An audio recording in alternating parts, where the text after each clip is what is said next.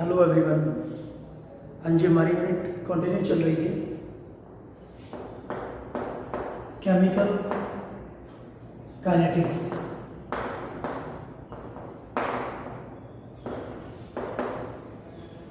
देखिए, chemical kinetics में हमने लास्ट टाइम किया था रेडियो एक्टिव डिसइंटीग्रेशन। ठीक है, जो फर्स्ट लॉ से, फर्स्ट ऑर्डर रिएक्शन से रिलेट करता था। और अगर हम एन नोट इनिशियल कंसंट्रेशन मान लेते हैं किसी भी रेडियो एक्टिव एलिमेंट की और एन फाइनल कंसंट्रेशन मान लेते हैं, तो रेट कांस्टेंट हमारे पास आया था K = 2.303 by T log of initial concentration of radio active element, या फिर बिफोर डिके हम बोल सकते हैं, डिवाइड बाय फाइनल कंसंट्रेशन। ठीक है, या फिर आफ्टर डिके। ठीक है, जब वो डिसइंटीग्रेट हो गया था। ठीक है, हाँ जी। तो नेक्स्ट हमारा टॉपिक होगा एक्टिवेशन एनर्जी ऑफ रिएक्शन। ठीक है, एक्टिवेशन एनर्जी ऑफ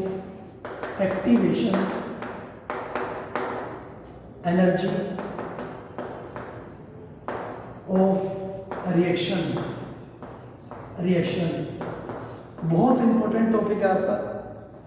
देखिए, हर एक रिएक्शन के पास कोई ना कोई एनर्जी होती है। ठीक है, जिसके थ्रू वो कंप्लीट होती है, मींस रिएक्टेंट टू प्रोडक्ट में चेंज होती है। ठीक है, उसको हम क्या बोल सकते हैं, एक्टिवेशन एनर्जी, और इसको रिप्रेजेंट करते हैं E⁴A। ठीक है, एक्टिवेशन एनर्जी से हम इसको रिप्रेजेंट, या E⁴A से हम इसको रिप्रेजेंट करते हैं। ठीक है, हाँ जी। देखिए, इसमें सबसे पहले हम बात करते हैं कोलोजन थ्योरी की, जो आगे हम डिटेल में भी डिस्कस करेंगे। ठीक है, कोलोजन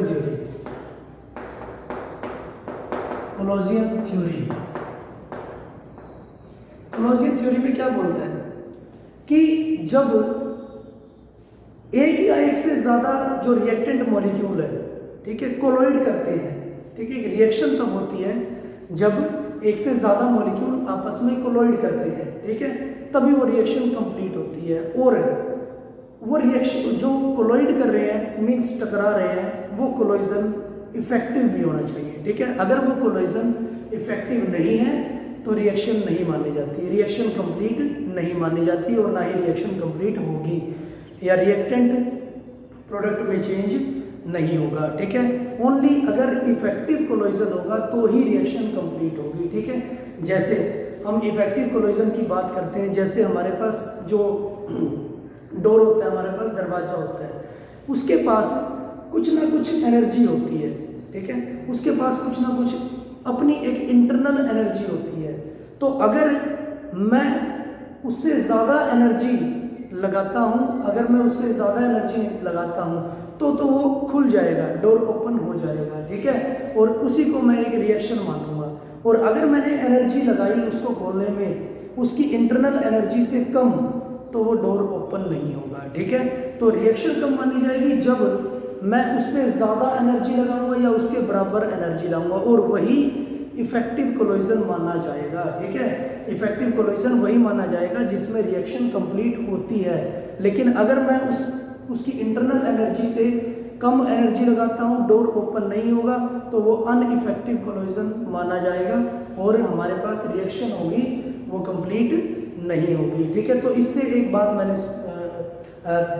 सोची है। ठीक है, एक बात समझिए कि हर जो ऑब्जेक्ट है उसके पास अपनी कुछ ना कुछ इंटरनल एनर्जी होती है, जिसको हम थ्रेशोल्ड एनर्जी बोलते हैं। ठीक है, मीन्स जैसे मैंने एक डोर का एग्जांपल दिया है, उसके पास कुछ ना कुछ एनर्जी है। ठीक है, अगर मैं उससे ज़्यादा एनर्जी लगाऊंगा या उसके बराबर एनर्जी लगाऊंगा तो वो ओपन हो जाएगा, वरना अगर उसकी एनर्जी से कम एनर्जी में लगाऊंगा उसको खोलने के लिए, डोर ओपन नहीं होगा। तो जो डोर है उसकी कुछ ना कुछ क्या है, थ्रेशोल्ड एनर्जी होगी। ठीक है, तो मैं लिख सकता हूँ the minimum energy threshold energy में बोल सकता हूँ। पहले एक्टिवेशन एनर्जी से पहले थ्रेशोल्ड एनर्जी को डिफाइन करना चाहेंगे। Threshold energy, the minimum energy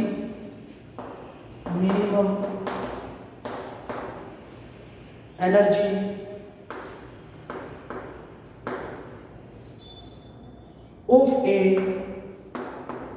of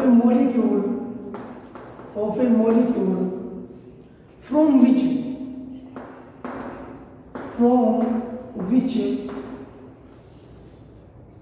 they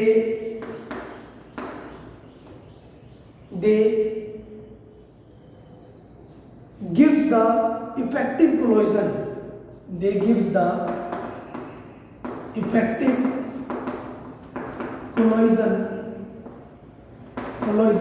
between the या with the other molecule,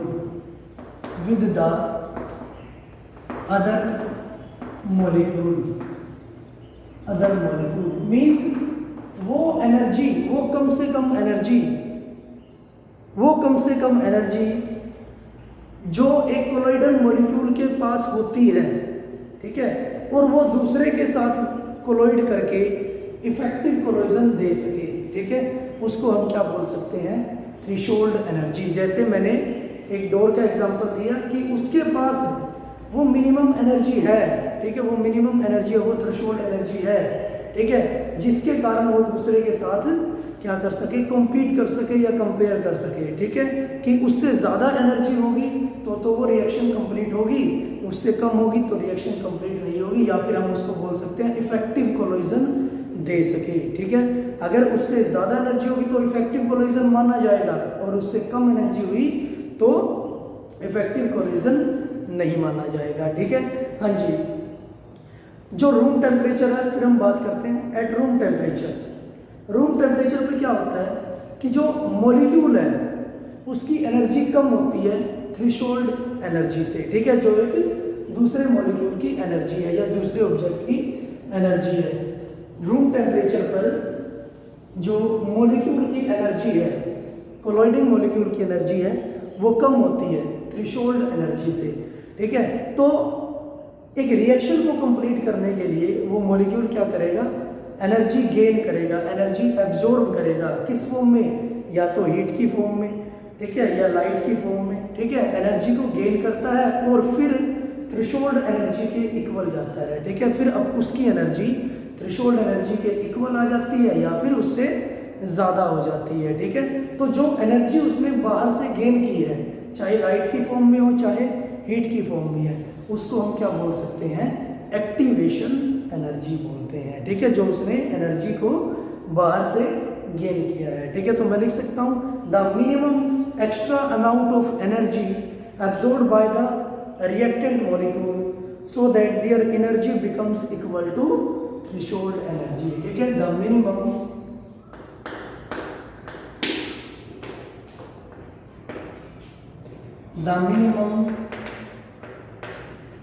extra amount of energy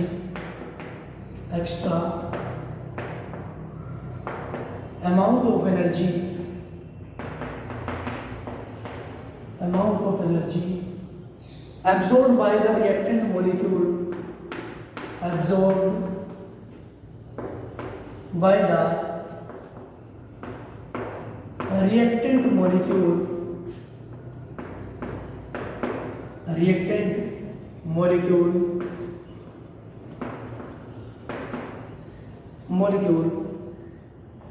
so that their energy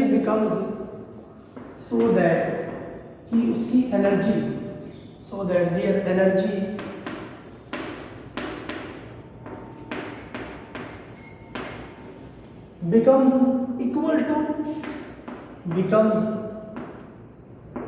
equal to or greater than the threshold energy, or greater than the threshold energy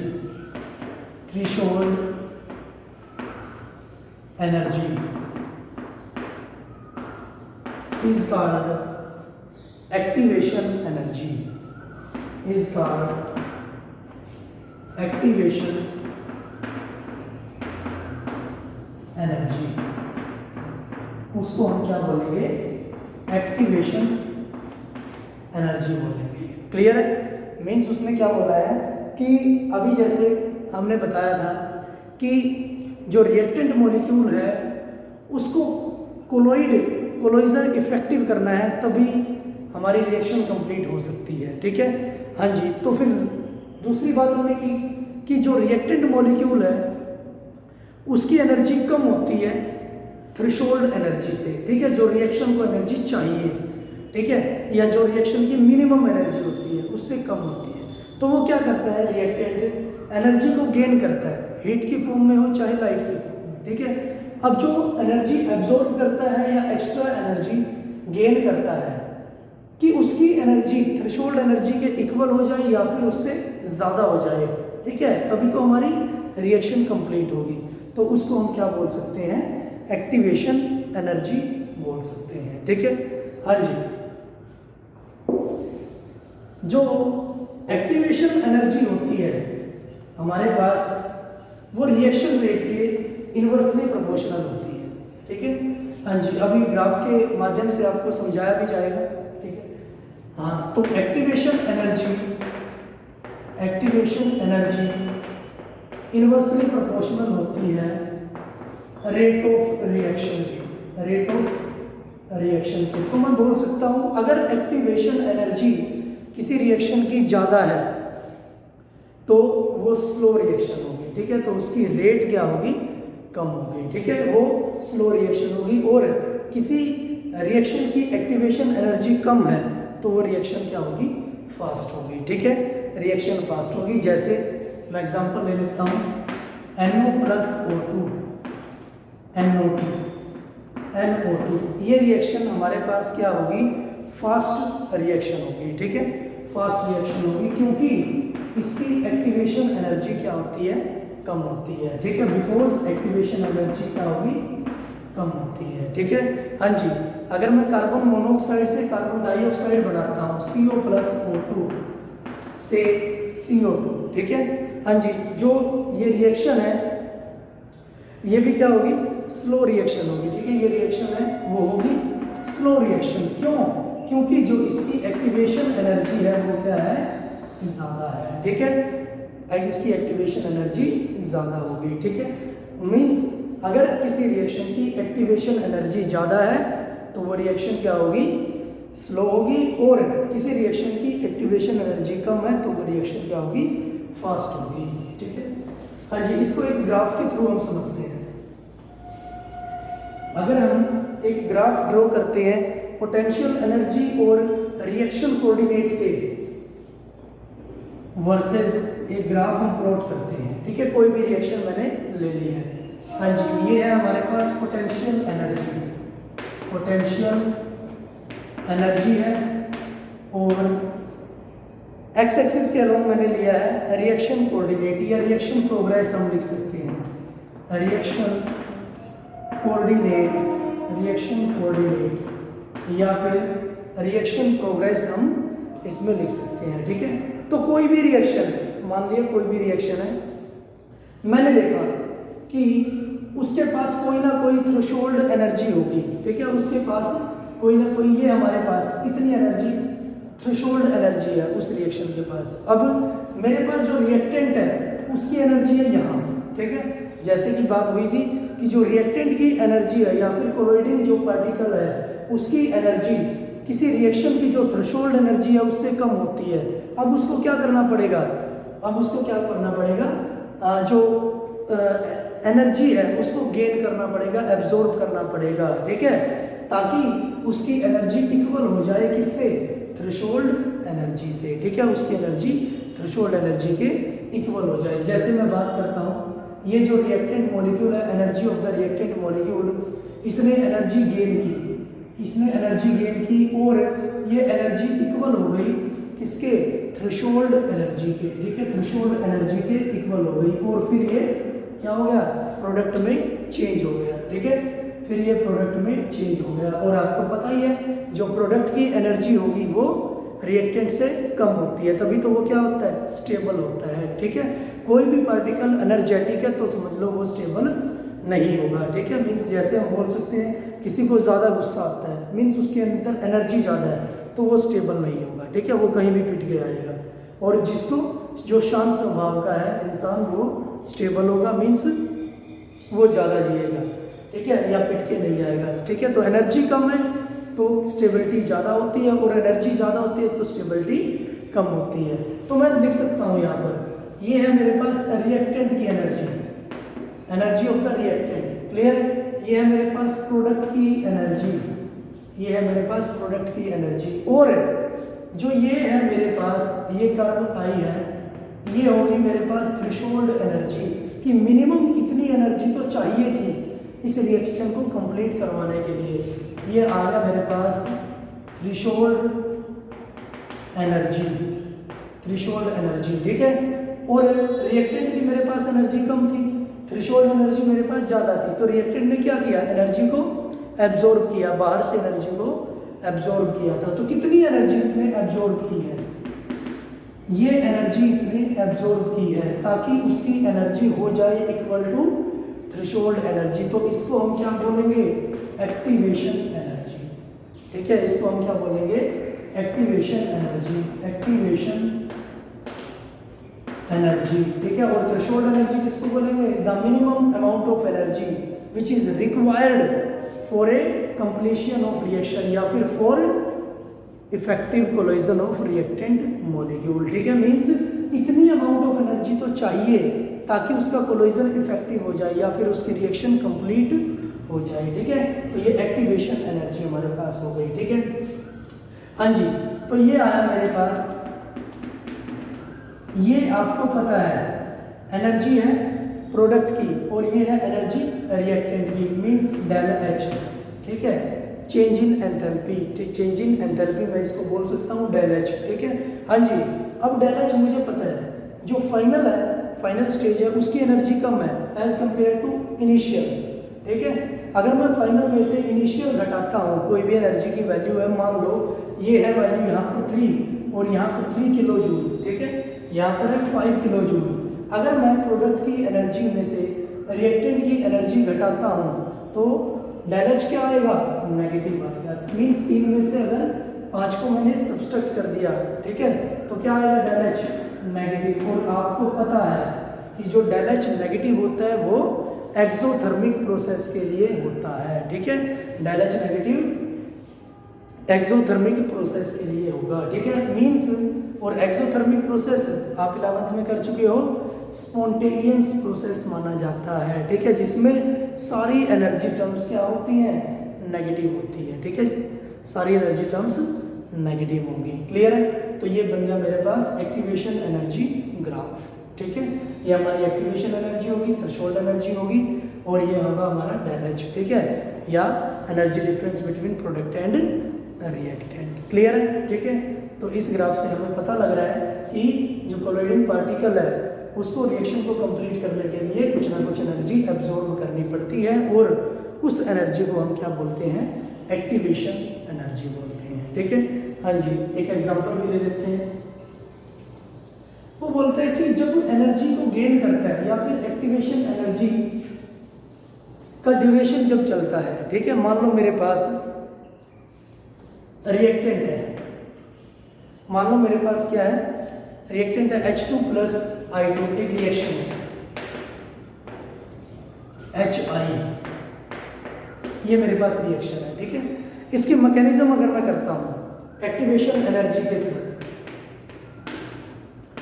सबसे पहले तो मेरे पास है hydrogen और hydrogen के बीच में bond. ठीक है, फिर है मेरे पास आयोडीन और आयोडीन के बीच बॉन्ड। ठीक है, हाँ जी, तो वो क्या बोलता है कि जब कोई रिएक्टेंट मॉलिक्यूल, अब ये कोलोइड करेंगे लेकिन इफेक्टिव नहीं होगा। ठीक है, क्योंकि इफेक्टिव कोलिजन के लिए क्या होगा, इनके पास एनर्जी होनी चाहिए थ्रेशोल्ड एनर्जी के बराबर, तो एनर्जी गेन करेगा ये। ठीक है, जिसको हम एक्टिवेशन एनर्जी बोलते हैं। तो फिर वो बोला कि जब वो एनर्जी गेन करते हैं, जब कोलोइडिंग पार्टिकल्स एनर्जी को गेन करते हैं, तो कुछ जो पुरानी बॉन्ड होती है, ठीक है, जो ये बॉन्ड होती है, इनके बीच बॉन्ड होती है, वो क्लीवेज करती है सेम टाइम में। ठीक है, सेम टाइम में क्लीवेज करती है, और जो नई बॉन्ड होती है वो क्या होती है, बनती है। ठीक है, बॉन्ड फॉर्मेशन और बॉन्ड क्लीवेज एक साथ होता है। ठीक है, बॉन्ड फॉर्मेशन, HI के बीच बॉन्ड बन रही है, HI के बीच